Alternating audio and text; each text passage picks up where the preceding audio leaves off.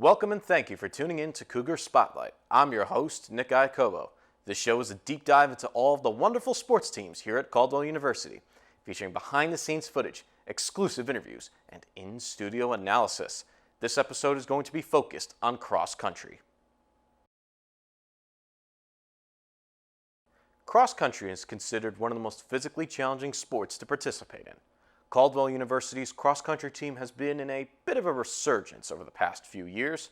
Head coach Kyle Price has coached the Cougars into top 5 team placements at the CACC Championships and brought 2 runners to the Division II East Regional Championships, with our very own Joey Datta placing 15th in the race.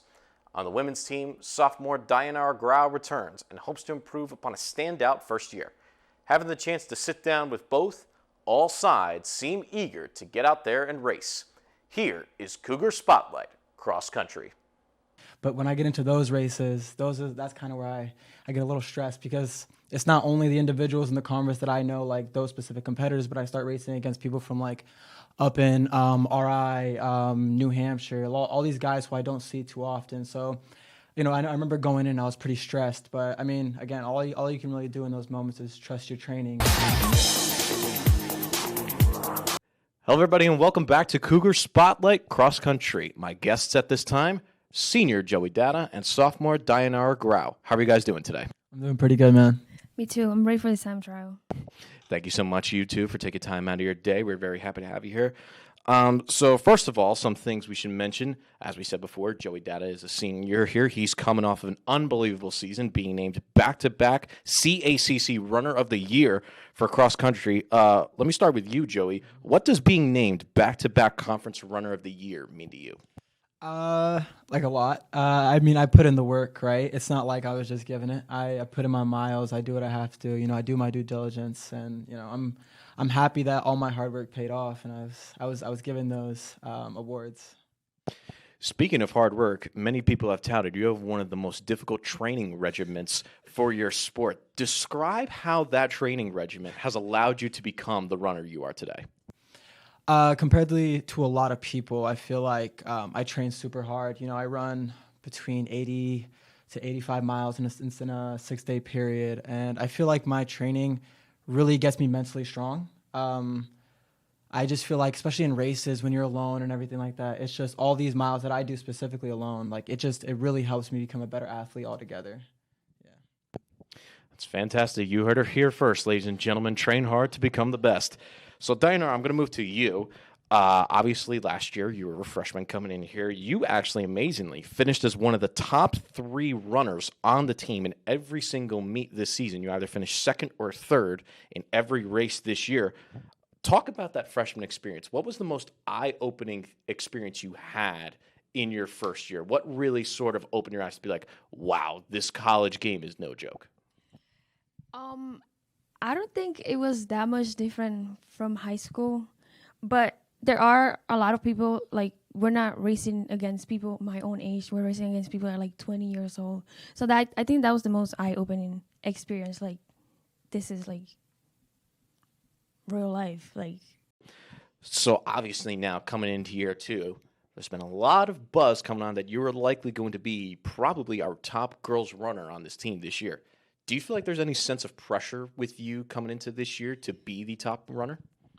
I don't feel that I have a lot of pressure on myself, because I wasn't that far behind the first runner last year. If the most, I was like 20 seconds behind. So I think I'll be doing pretty good this year. And I've been actually putting more work this year than I did last year, because I don't really consider myself a cross-country runner. I think more of a mid-distance runner. But this year I'm actually taking it serious. Well, you mentioned before that you don't really consider yourself a cross-country runner. I went back and looked at some of your high school stats. You currently hold the Union City High School records in the 4x400 meter, sprint medley, and 4x800, and you also hold the top 3, which means you are placed 3rd, records in the 400 with a time of 1 minute and 2 seconds, and the 800 at 2 minutes and 28 seconds. Do you feel like personally those 2 records really do you feel like they are records that you sort of are proud of, but you know you are striving to achieve better? Or do you feel like, you know what, that's about as far as I can go? I know that I'm capable of doing more than what I did last year, not last year, 2 years ago in high school, because that was coming after a hip injury indoor, and I was running like 240s, 66 in the 400 and 800s, and in just the matter of like 3 months, I was able to drop almost 20 seconds in the 800. So I think I can do way more than what I did my senior year of high school. That's incredible. Joey, we're going to pivot back to you. As we said before, you're a back-to-back conference runner of the year. You've also amazingly have been named conference runner of the week over 10 times across your career here. You also placed 15th in the Division II East Regional Cross Country Championships in the 10K race with a time of 31 minutes and 49 seconds. Talk to me about that experience when you ran in that Division II. Did you feel there was a bit more pressure on it, or did you feel like I was made for this moment and you certainly looked to go back there and improve upon that time? Yeah, I'm not gonna lie, I was super stressed because, I mean, looking back at it, comparing myself to the conference, like, if I'm being honest, like, I know I'm gonna win when I race at the conference races. Like, I just know my body, I know my training, right? But when I get into those races, that's kind of where I get a little stressed, because it's not only the individuals in the conference that I know, like those specific competitors, but I start racing against people from like up in RI, New Hampshire, all these guys who I don't see too often. So, I remember going in, I was pretty stressed. But I mean, again, all you can really do in those moments is trust your training. And I trusted my training and I ran super, super quick. But like that's not enough. This year I'm gonna go back and I'm gonna run so much faster. Everyone's gonna say I'm gonna run so much faster, and I'm going to Natties this year. I promise that.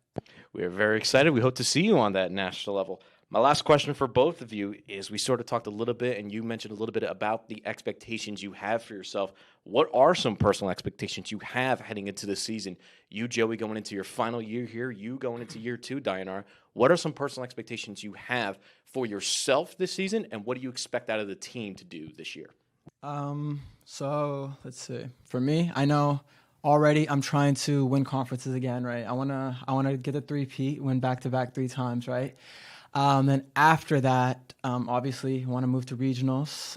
Once I'm in regionals, I'm trying to be a top individual athlete, and then move to nationals and compete at the best I can in Natties. And then in terms of the team, I actually have high hopes for the team this year. The last few years we've had some studs, some guys who kind of did what they need to. But right now, I feel like Caldwell cross country is the most solid it's ever been. We have Alex Jameson from Scotland. He's been training. We have Logan, Chad, all these guys coming back who've been working so hard over the summer. We have Alfredo. He's going to be right behind me. So I think this year is going to be the best year Caldwell cross country men's has ever had. And I'm hoping for an actual team title this year. Really hoping. In my case, my expectations for myself, I'm trying to run a sub 20 5K, which I think I could do. If I drop 3 minutes from the beginning of the season to like one of the last meets, I could do it again. I'm not that far off. I'm running 23:04 right now. Last season, I think I could run a sub 20 by the time NGIT comes around. And as a team, we don't really have that many legit like cross-country runners. We have more sprinters that are trying to stay in shape. But I think me and Ileana are going to be in the top 1 and 2 this season. That's awesome to hear. I know I mentioned that was the last question, but I got one more bonus one for you. So, Joey, you mentioned that you're trying to be runner of the year again. Personally, what would it mean to you to be named a 3-peat conference runner of the year? What does that personally mean to you in your career? So I just want to say I will be runner of the year again. I promise you that. I will be. I know my body. Like, I will be. I want to get that out of the way. And again, it means a lot. Like, I've really been working hard. My teammates can attest, but I really put in the work, and I've worked so hard over the last few years building myself. I mean, I've worked so hard. I've literally broken bones. I've literally gotten a stress fracture in my right leg and my left leg. I work super hard. So I mean, I feel like it's just a product of my hard work. Like, I'm really excited for it to happen. I'm super excited. And Dayanara, last question I'll ask for you to save it off. You mentioned before that you consider yourself more of a sprinter type runner than a cross-country runner. Do you feel like if you were to be named on the cross-country league team, like a first team or second team or an honorable mention, do you feel like that would be one of the most impressive accomplishments you've had in your career? Well, I don't consider myself a sprinter. I consider myself a mid-distance runner. So there's some type of distance there. But if I do get to accomplish that, I think that I will definitely start running more of distance stuff like 1500 and no more than 1500. 800 and 1500 and cross country, of course. I had tried before at the Jersey City half and just didn't work out. So then I did it again at Syracuse. The weather was fine. It was snowing, so I had a suit on. I was nice and warm. Welcome back to Cougar Spotlight Cross Country. My guest at this time, head coach Kyle Price. How are you doing today, Coach? Very good. All right.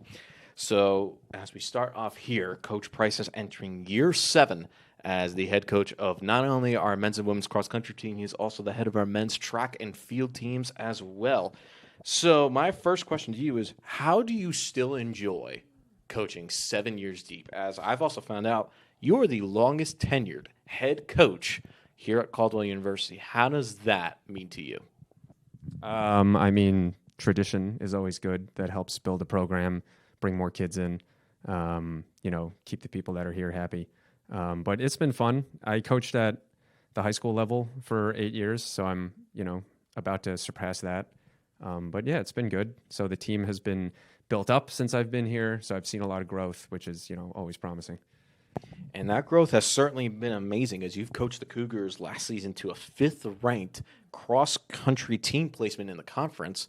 What has been sort of like your secret sauce? What has been sort of the thing that you've been able to do that gets these athletes to go and run these miles? Because cross-country, for those of you who do not know, it is no joke of a sport. You run miles upon miles. We heard before with Joey Datta when he was in here, he averages about 60 miles a week. What has been the thing that's been able for you to get these athletes motivated to run those miles? Well, you did that once. I did indeed do that once, and it was certainly a challenge, but I love doing it. What has been the thing that you've been able to get the athletes over the course of your years here to be able to do that? I just keep them motivated a number of different ways. So a lot of the athletes, look up to me or things that I've done as motivation. Some of the more competitive guys like Joey and Alfredo want to surpass me, which is awesome. I'm all about that. I should be able to coach athletes to do better than I've done. So they have my times and targets that they want to pass. And then, I try to keep it fun. Obviously, when it's race time, everything's serious, but, practice doesn't have to be torture. So we're already, doing running, which is most sports punishment. So I keep it fun. I keep it different style of workouts, to make it interesting and keep everyone motivated. You do indeed. And you mentioned before, talking about Joey and Alfredo, we had Joey in here not that long ago, and he said the expectations are sky high for the team this season. He expects to bring home a team trophy as well as Dayanara as well. Do you find that sometimes the expectations set by the athletes put more pressure on you as a coach to deliver on the promises that some people make? No, never. I love them having high expectations. I want them to be motivated to go beyond. And if they want to do even more than what I want to do, that's great. That just means I need to step up, which is motivating for me. So the guys especially have a really strong squad. I was just at a time trial that we had, and they all look really good coming in off the summer. So, it's August, and we've got 2 whole months till the conference meet, and they look good. So I think definitely better than the 5th place finish we had last year, but we're in a position, to do some damage. So I hope that we can do that. That's awesome to hear. Another fascinating fact for those of you who do not know, this man right here is a Guinness World Record holder. He holds the Guinness World Record for the fastest half marathon in a suit. That was recorded on November 11th, 2018. You actually, surprisingly, I found this out, you were under the weather and you ran the record time of 1 hour and 12 minutes and 37 seconds. What was that experience like for you running that half marathon? Because that marathon, as I went back and looked, it was cold, it was raining, you had a bit of a fever. What was that day like for you? I had tried before at the Jersey City half and just didn't work out. So then I did it again at Syracuse. The weather was fine. It was snowing, so I had a suit on. I was nice and warm. That wasn't a problem. Being sick wasn't obviously part of the game plan. So by mile 2, I wasn't doing too well. But my buddy who was doing the race with me hung back and helped me through it. So, got through. I wanted to go faster, but it was enough to get the record. So it was a good day. Do you think you'll ever try to break that record again? I've thought about doing it faster because I know I can, and I've also had the idea of potentially going for the full marathon record so I could have both of them, which I think would be cool, but we'll see. That would certainly be a nice flex for you to have in the office. The last question I'm going to leave you with is, so I found out you graduated Ramapo in 2010. Track and field, or just college sports in general, has drastically changed since that time. With this rise of the NIL and the transfer portal, what do you expect to see? How do you feel like that's going to change how track and field and cross country is going to operate with this NIL and transfer portal? Do you think it's good for the sport? Do you think it's something that you sort of kind of just want to work around? What has been sort of your whole mindset with this transfer portal and NIL? I mean, the NIL, I think, is great. You know, if students want to get hustling out there and earn themselves some extra money, you know, in a way that is available to them, that's awesome. The transfer portal thing, obviously, we have to kind of see how that settles. It just happened. So I know that's going to get a little crazy. But, I mean, for example, Alfredo, who transferred back to us, you know, wasn't going to be eligible this year. Now he is. So good news for him. And I have seen a lot of activity in the transfer portal. So I've talked to a lot of transfers. You know, makes it easier. So it's really on the coaches to keep the athletes happy. You know, if I have run a good program and everyone enjoys their time here, there's no need for them to go looking elsewhere. So, you know, it's just more motivation for me to do right by my athletes, which, you know, at the end of the day is my job. I mean, winning is great, but having you guys, you know, enjoy your time here and do well, that's the most important thing. So, on behalf of Athletics and Communication and Media Studies, thank you for watching. Be sure to follow our social media for more updates and upcoming shows. I'm Nick Iacovo, and this has been Cougar Spotlight.